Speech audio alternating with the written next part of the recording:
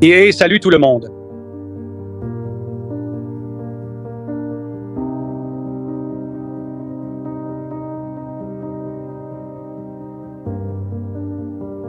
Je m'appelle Ryan et aujourd'hui, nous allons parler de l'appareil ITR Care et comment nous pouvons l'utiliser non seulement pour nous aider nous-mêmes, mais aussi pour aider les membres de notre famille.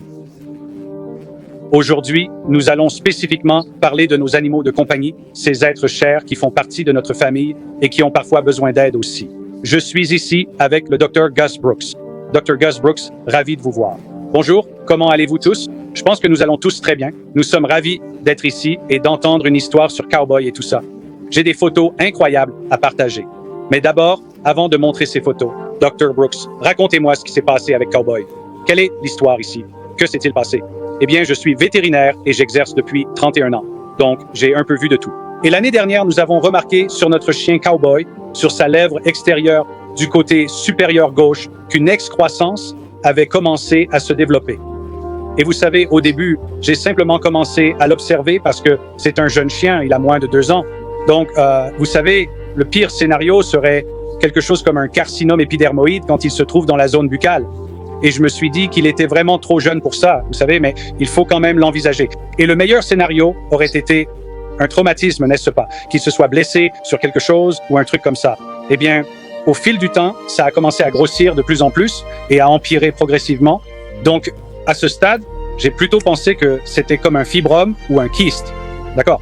Donc, ce qui s'est passé, c'est que ma copine Gina a dit, vous savez, à ce moment-là, comme ça commençait à empirer, elle a proposé, pourquoi ne pas commencer à le traiter avec une baguette? Et bien sûr, on s'est dit, essayons. Alors, on a commencé à le faire un peu mollement. On n'a vraiment pas été constant dans le traitement. Et pendant ce processus, ça a semblé, en fait, s'aggraver. C'est devenu ulcéré et ça a grossi. Et vous verrez ça sur les photos, comment ça s'est aggravé. Alors, j'ai dit, bon, laisse tomber, ça s'aggrave. Je vais le programmer pour une intervention chirurgicale. Et j'allais devoir reconstruire sa lèvre. Si vous regardez, comme c'est juste sur la commissure, ça perturberait toute la jonction mucocutanée orale.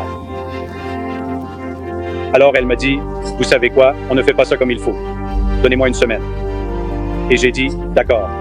Alors elle a commencé à le traiter religieusement avec quel réglage? Le bas vert. Réglage sur l'eau cool, sur l'eau. Réglage sur l'eau cool parce que vous savez, c'est sur son visage et on ne peut pas avoir cet air chaud qui souffle sur son visage et c'est déjà assez difficile de le tenir. Alors, on a commencé à le faire et elle s'y est mise religieusement. Et au bout d'une semaine, ça a commencé à s'améliorer. Après 2 semaines, j'étais stupéfait de voir à quel point ça diminuait. Et là, je vais vous montrer sa lèvre ici. Si j'arrive à le montrer, on ne voit rien. Voilà. Et vous le verrez sur les photos, c'est juste, il a complètement évité la chirurgie. Ça n'a pas pris autant de temps qu'on le pensait au début. On essayait de le faire 2 fois par jour pendant 5 minutes et certains jours, on y arrivait. D'autres jours, on n'y arrivait pas parce qu'il n'était pas très coopératif, mais on peut voir qu'il n'y a plus rien maintenant. Maintenant, il a l'air parfait, l'opération a été complètement évitée et c'est totalement parti. Je dirais que du début à la fin, ça a pris 4 semaines maximum, même pas 3 semaines. Je ne pense pas, ouais, elle a dit même pas 3 semaines. Et c'était incroyable de voir comment... Je pense que quand on le faisait de manière irrégulière, ça faisait déjà quelque chose, mais ça le rendait actif en fait. Et c'est probablement pour ça que ça a commencé à empirer un peu. Mais ensuite, quand on a intensifié le traitement, c'est là que la magie s'est produite et que ça a commencé à disparaître. Donc c'était et je n'ai jamais rien vu de tel. Je lui ai dit, j'ai toujours dû les enlever chirurgicalement. Et c'était la première fois que je n'ai pas eu à le faire. C'était vraiment incroyable. Quelle belle histoire. Je suis tellement contente de le voir là avec vous. Vous tous si joyeux, plein de vie et en pleine forme. Et pas de suture, pas de cicatrices, rien du tout. C'était vraiment une procédure totalement non invasive. Il le tenait simplement et soufflait dans une position, vous savez, vers l'avant, dans cette direction, pour éviter que ses yeux ne se dessèchent, exactement, et pour que ça n'aille pas directement dans son nez. Vous savez, quand on travaille avec des animaux, il faut être conscient de la façon dont ils vont réagir. C'est un petit gars très tolérant, mais on a quand même dû le maintenir en place pour le faire, donc ça ne le dérangeait pas. Je vais partager ces photos avec vous. Maintenant, je voudrais vous montrer ces photos. Voilà à quoi ça ressemblait après. Expliquez-moi un peu ce qu'on voit. C'était ça. Ça semble être le pire ici. Oui, je veux dire, regardez ça. Les gens vont être choqués. C'est à ce moment-là que j'ai réalisé que ça dépassait son apport sanguin. Et que se passe-t-il quand on a des tumeurs, d'accord? Il n'y a pas de formation en réseau comme dans votre corps quand il fait pousser des choses. Il les développe dans un format en réseau qui est organisé avec du sang artériel qui y arrive, du sang veineux qui en repart et une innervation nerveuse. Quand vous avez des tumeurs et qu'elles se développent, vous savez, de manière désordonnée, elles ne se développent pas en réseau. Par conséquent, elles dépassent le rapport sanguin car il n'y a pas d'organisation dans le tissu. C'est pour ça que ça ne cesse de croître. Et c'est l'une des raisons pour lesquelles c'est considéré comme cancéreux. Il n'y a pas d'organisation, pas de rétroaction négative, pas de marche ou d'arrêt. C'est juste toujours actif, ça ne cesse de croître. Donc, quand c'est arrivé à ce stade, j'ai dit à Jen, écoutez, nous allons devoir faire une intervention chirurgicale, sinon je vais avoir du mal à l'enlever sans qu'il n'ait une malformation au visage. Et elle a dit, bon, laissez-moi essayer, on va vraiment tenter le coup. Et j'ai dit, d'accord, vous savez, on n'a pas beaucoup d'options. J'ai ajouté, mais si ça continue à empirer, on devra arrêter. Parce que comme on l'avait fait de manière désordonnée, ça empirait. Eh bien, elle a commencé le traitement et ça a atteint un plateau. Et vous pouvez voir sur les photos que soudainement, ça commence à s'améliorer de façon spectaculaire, très rapidement, et puis ça ne cesse de rétrécir. Et je n'arrêtais pas de lui dire, parce qu'elle allait voir que ça marchait. J'ai dit, d'accord, mais attendez une minute, il faut que ça disparaisse complètement avant que je donne mon approbation et que je dise que ça a marché. Et effectivement, ça a complètement disparu. Et c'est parti depuis des mois. Juste une petite remarque en passant, nous traitons toute l'eau que nous donnons à nos animaux et celle que nous buvons nous-mêmes. Donc c'est une autre chose qu'on fait, vous savez, avant de la mettre dans leur gamelle, on traite l'eau. En parlant de ce processus. Que faites-vous pour traiter l'eau? Eh bien, c'est ma copine qui s'en occupe. Je ne veux pas m'en attribuer le mérite. Mais elle, vous savez, elle la met simplement dans un récipient, se tient debout et dirige la baguette directement dessus pendant une bonne minute. C'est tout ce qu'il faut, juste une minute. Oui, et ensuite, ça va directement dans leur gamelle et on traite aussi l'eau pour nous-mêmes. Elle traite ça aussi. Donc, vous savez, on ne boit que de l'eau traitée, vous voyez? C'est une belle chose. Quelle belle famille. Je suis tellement heureuse pour vous. Et je suis content pour Cowboy. Félicitations, Cowboy. Je suis ravi que tu n'aies pas eu besoin de passer sur le billard. Pas d'anesthésie.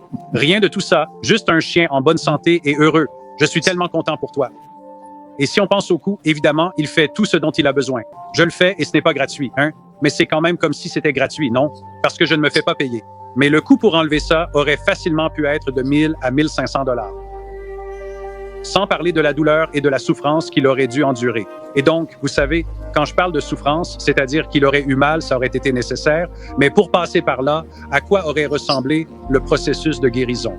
Des antibiotiques pendant au moins une semaine, il aurait été sous antidouleur pendant au moins une semaine, il aurait dû porter une collerette, un cône autour de sa tête pour ne pas gratter les points de suture. Les points de suture auraient été résorbables, donc on n'aurait rien eu à faire de ce côté-là. Mais il faudrait au moins 2 semaines pour que ça cicatrise.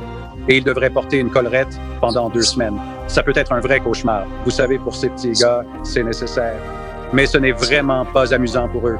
C'est donc une perturbation majeure dans votre vie et la leur. Ça coûte, vous savez, entre 1000 et 1500 $.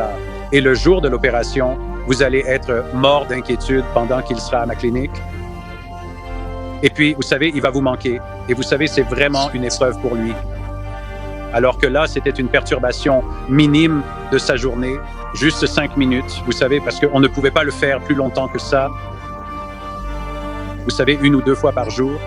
Et vous, mais le truc, c'est que... La clé, c'est la régularité. Continuez à le faire tous les jours.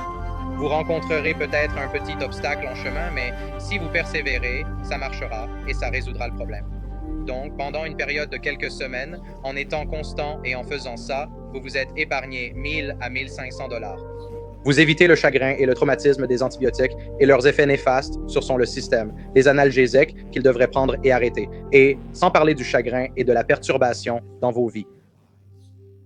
Et au lieu de ça, vous avez cette « quelle bénédiction, quelle merveilleuse solution », un témoignage des bienfaits qui viennent de boire l'eau, d'utiliser l'appareil juste un peu régulièrement. Je suis tellement enthousiaste d'entendre plus d'histoires qui ressortent de ce défi IteraCare. Ce n'est vraiment pas un défi de faire quelque chose qui fait du bien.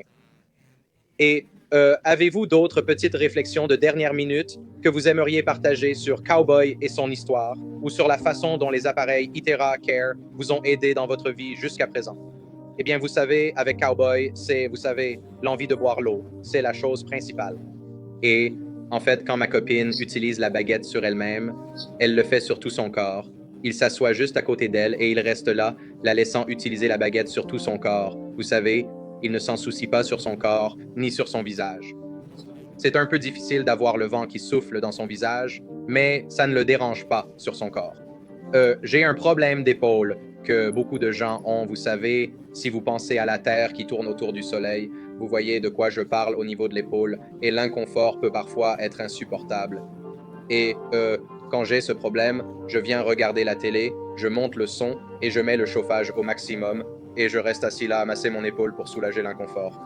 C'est incroyable comme ça disparaît rapidement. Et je n'ai plus de problème jusqu'à ce que je le sollicite à nouveau.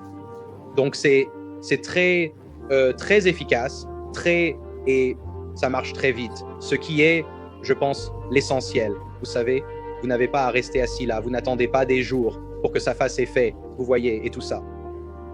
Les maux de tête sont une autre chose que parfois j'en souffre, et ma copine Gina passe sa baguette à l'arrière de ma tête, et en l'espace de, disons, 5 à 15 minutes, c'est parti, sans rien faire d'autre.